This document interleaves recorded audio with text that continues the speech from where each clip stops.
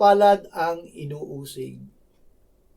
Sinabi ng Panginoong Hesus sa kanyang mga alagad, mapapalad ang mga inuusig dahil sa katuwiran, sapagkat kanila ang kaharian ng langit.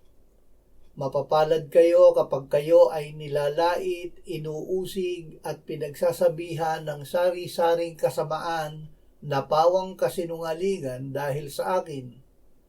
Mag-alala kayo at magsaya, sapagkat malaki ang gantimpala ninyo sa langit, sapagkat gayon din nila inusig ang mga propeta na nauna sa inyo.